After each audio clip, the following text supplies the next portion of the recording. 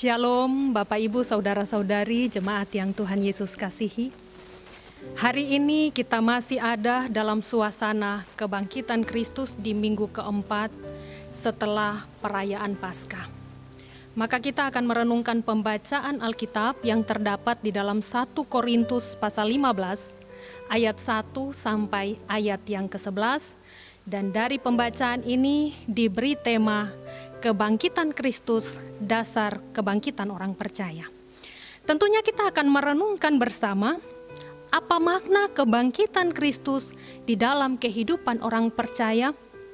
Lalu kalau Kristus itu sudah bangkit, apa yang harus diwujudkan dalam kehidupan setiap orang percaya kepada Kristus sebagai wujud memaknai peristiwa kebangkitan itu? Sebab kebangkitan Kristus ini memiliki pengaruh luar biasa dalam kehidupan setiap orang. Oleh karena kita tahu bahwa kebangkitan Kristus itu membuktikan kemenangan atas dosa dan maut. Dan itulah yang menjadi dasar iman Kristen. Jadi kalau kebangkitan Kristus menjadi dasar iman Kristen, maka itu berarti bahwa kebangkitan Kristus itu menjadi tolak ukur seluruh totalitas kehidupan setiap orang percaya. Baik itu di dalam sikap, baik itu melalui perbuatan, tutur kata, cara berpikir yang harus mencerminkan kehidupan Kristus. Sebab kebangkitan Kristus menunjukkan suatu fakta bahwa Dia hidup. Dia benar-benar hidup. Maka kebangkitan Kristus itulah yang menjadi dasar yang kokoh dalam kehidupan setiap orang-orang percaya. Dengan demikian setiap orang yang mengaku bahwa Yesus Kristus itu adalah Tuhan dan Juru Selamat, maka pengakuan itu tidak hanya diungkapkan di bibir mulut saja, melainkan harus pula diwujudkan melalui kehidupan yang mau dipulihkan, kehidupan yang mau dibaharui, dan kehidupan yang mau dipimpin oleh Kristus. Sebab kebangkitan Kristus menghidupkan setiap orang di dalam iman. Dan kebangkitan Kristus juga membangkitkan setiap orang untuk mau meninggalkan tabiat kehidupan yang lama dan hidup di dalam kebenaran Kristus. Bapak Ibu Saudara-saudara jemaat yang Tuhan Yesus kasihi. Di dalam pembacaan kita saat ini Rasul Paulus dalam suratnya kepada jemaat di Korintus kembali mengingatkan tentang Injil yang telah diberitakan. Rasul Paulus berkata, "Aku mau mengingatkan kamu kepada Injil yang aku beritakan kepadamu dan yang kamu terima dan yang di dalamnya kamu teguh berdiri." Hal ini perlu sekali disampaikan oleh Rasul Paulus, sebab Injil itu adalah sebuah berita keselamatan dan patut untuk dihayati dalam kehidupan sehari-hari selaku orang-orang percaya. Apalagi di dalam situasi jemaat di kota Korintus. Karena kita tahu bersama bagaimana keadaan kota Korintus. Korintus adalah kota yang maju. Kota metropolitan Yunani yang sangat pesat kemajuannya. Baik itu di bidang teknologi, industri, dan juga perdagangan. Seperti halnya banyak kota makmur pada masa kini, Korintus juga menjadi kota yang angkuh secara intelek, kaya secara materi, tetapi bejat secara moral. Segala macam dosa merajalela di kota itu, baik itu perbuatan cabul dan hawa nafsu, kesombongan, iri hati, penyembahan berhala, dan hal itu pada akhirnya sangat berdampak sekali dalam persekutuan orang-orang percaya. Karena situasi itu pada akhirnya membuat perpecahan di dalam tubuh Kristus di tengah-tengah jemaat di Korintus. Dan hal ini menjadi alasan bagi Rasul Paulus untuk menulis surat ini kepada mereka, untuk menanggapi masalah serius yang sementara terjadi dalam kehidupan jemaat di kota Korintus. Sekaligus juga Rasul Paulus mau mengingatkan mereka supaya di tengah-tengah situasi yang terjadi pada saat itu, mereka harus tetap menjaga iman. Mereka harus tetap memelihara iman mereka sebagai orang-orang yang telah menerima kasih karunia dari Tuhan sebagai orang Kristen.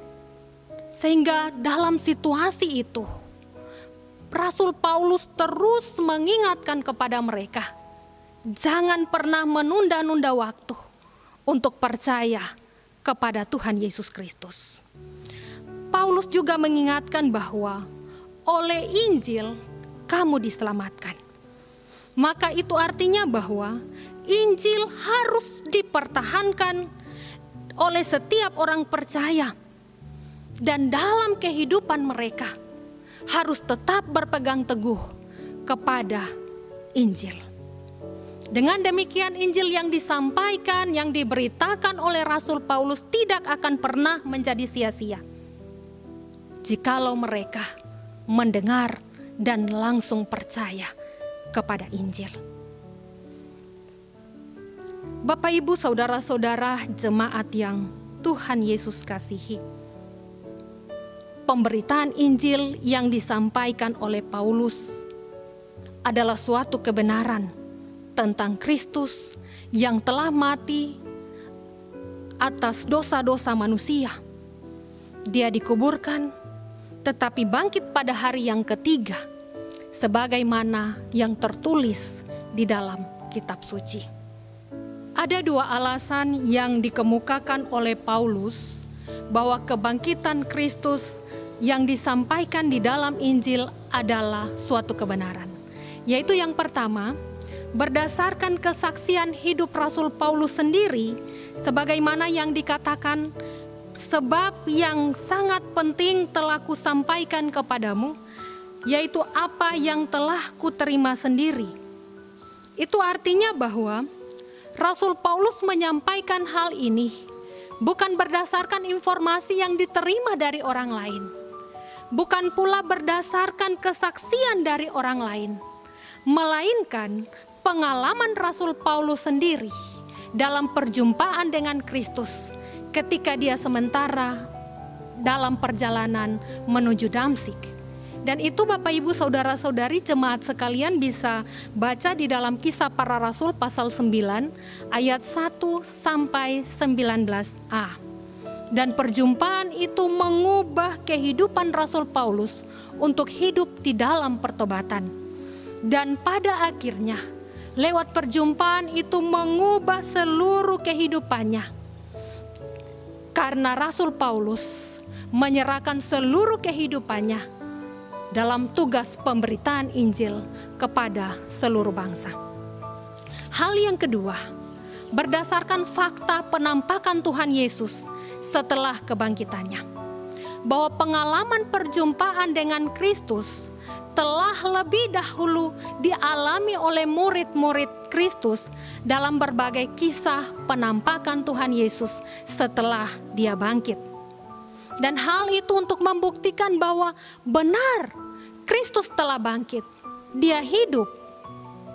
Dan di sini Rasul Paulus menyebut sejumlah nama yang pernah mengalami perjumpaan istimewa dengan Kristus. Di antaranya ada Kefas atau Simon Petrus, Yakobus dan Yohanes, dan semua murid-murid Kristus, serta sejumlah orang. Dan yang paling terakhir, Rasul Paulus katakan, dirinya sendiri, Rasul Paulus yang mengalami perjumpaan istimewa itu. Bapak, Ibu, saudara-saudari jemaat yang Tuhan Yesus kasihi, ada hal yang menarik dari kisah Rasul Paulus dalam pengalaman rohani berjumpa dengan Kristus. Walaupun kerasulan Rasul Paulus adalah buah perjumpaan dengan Kristus, namun dia tetap merasa tidak layak menjadi rasul. Sebab dia sendiri menyadari bahwa dia paling hina dari semua rasul. Dan dia merasa tidak layak disebut rasul. Pertanyaannya, mengapa Rasul Paulus merasa demikian? Bukankah berjumpa dengan Kristus adalah peristiwa luar biasa yang telah terjadi? Ternyata Bapak Ibu Saudara-saudara sangat beralasan bagi Rasul Paulus merasa demikian. Sebab baginya dia yang dahulu adalah orang yang paling jahat telah diubah oleh Kristus menjadi pribadi yang hidup di dalam kebenaran. Dia yang dahulu menganiaya jemaat Tuhan telah diubah untuk memberitakan Injil kepada seluruh bangsa. Dia yang dahulu hidup di dalam dosa, tetapi dihidupkan oleh Kristus di dalam iman. Dan dia yang dahulu hidup paling hina dengan berbagai keterpurukan dosa yang dilakukan, sekarang telah dihidupkan oleh Kristus dan dibangkitkan oleh Kristus menjadi pribadi yang hidup di dalam pertobatan. Sehingga Paulus mengungkapkan bahwa kehidupan yang dijalani semuanya adalah karena kasih karunia Allah. Rasul Paulus katakan, "Aku ada sebagaimana aku ada sekarang." Itulah yang diungkapkan Rasul Paulus yang menyatakan bahwa kasih karunia Allah selalu menyertainya. Dan berdasarkan kasih karunia yang telah dianugerahkan Allah kepadanya, maka bagi Paulus, dia tidak akan pernah sia-siakan kasih karunia itu. Melainkan, dia lebih giat bekerja keras. Dia lebih giat untuk mengajar. Dia lebih giat untuk memberitakan Injil, supaya semua orang di seluruh bangsa mengenal pribadi Kristus dan menjadi percaya. Bapak, Ibu, Saudara-saudari, jemaat yang Tuhan Yesus kasihi, sesungguhnya kita semua ini adalah orang-orang yang paling berdosa. Tetapi oleh karena kasih karunia Tuhan melalui kebangkitannya, maka kita telah dibangkitkan atau dihidupkan sebagai orang-orang yang telah mengalami hidup baru. Sehingga jangan pernah sekalipun menyia-nyiakan pengorbanan Kristus yang telah dikerjakan demi keselamatan kita. Tetapi sekarang buktikanlah kepada dunia tempat di mana kita berada, di dalam keluarga, di dalam rumah tangga, di dalam kehidupan masyarakat, dan juga di tengah-tengah persekutuan jemaat, bahwa kita benar-benar percaya kepada Kristus, bahwa kita benar-benar percaya akan kuasa kebangkitannya, dengan menunjukkan cara-cara hidup yang telah diubah Tuhan. Jika dulu kita begitu mudah jatuh di dalam berbagai-bagai dosa yang menyesatkan, tetapi sekarang melalui kebangkitan Kristus kita dipimpin hidup di dalam kebenaran. Jika dulu kita mudah sekali tergoda dengan berbagai tawaran-tawaran dunia ini yang menarik kita untuk terus ada di dalam keterpurukan dosa, tetapi melalui kebangkitan Kristus kita harus memiliki komitmen untuk hidup di dalam pertobatan. Jika dulu kita selalu mengabaikan Tuhan oleh karena berbagai kesibukan-kesibukan yang kita kerjakan, yang membuat seakan-akan kita tidak bisa memiliki kesempatan membangun persekutuan yang akrab dengan Tuhan, maka sekarang melalui kebangkitan Kristus menjadi saat yang paling indah untuk membangun mezbah doa kepada Tuhan bersama keluarga di setiap rumah tangga. Mari wujudkanlah cara hidup yang telah dibaharui oleh Kristus supaya menjadi kesaksian di tengah-tengah dunia ini dan juga di lingkungan sekitar kita, bahwa kebangkitan Kristus adalah suatu kebenaran sebagaimana yang telah disampaikan di dalam Injil. Sebab setiap orang yang mau dipimpin oleh Injil, maka hidupnya akan dipimpin di dalam kebenaran. Karena yang diberitakan di dalam Injil adalah tentang kuasa Yesus Kristus. Dan setiap orang yang berpegang teguh dalam pemberitaan Injil, maka dia adalah orang yang mau dipimpin oleh Kristus. Ingatlah bahwa Tuhan Yesus Kristus yang berkuasa sepenuhnya dalam kehidupan setiap orang. Kuasanya tidak dapat dibatasi oleh ruang dan waktu. Kuasanya tidak dapat dibatasi oleh apapun. Kuasanya tetap nyata dalam kehidupan umatnya, dalam berbagai kondisi apapun yang sementara kita alami, teristimewa dalam situasi pandemi COVID-19 ini. Dalam situasi ini, tetaplah percaya kepada kuasa Tuhan, bahwa Dia akan menolong kita semua melewati semua ini. Karena kebangkitan Kristus membuktikan bahwa Dia adalah Allah yang hidup. Amin. Mari kita berdoa. Allah Bapa di surga, Allah yang kekal selama-lamanya. Allah yang hidup, yang berkuasa sepenuhnya dalam kehidupan kami. Kami mengucap syukur untuk kebenaran firman yang telah kami baca dan renungkan. Dan kami mohon Engkau Tuhan menguatkan kami selaku orang-orang percaya untuk terus hidup, melakukan segenap firman-Mu. Karena Engkaulah Allah yang berkuasa sepenuhnya dalam kehidupan kami ini. Untuk itulah Tuhan, kami mau berjalan di dalam pimpinan Tuhan, supaya kehidupan kami senantiasa ada di dalam sukacita dan damai sejahtera, dan keselamatan kekal yang senantiasa kami peroleh, sebagaimana yang Engkau janjikan dalam kehidupan setiap orang-orang percaya.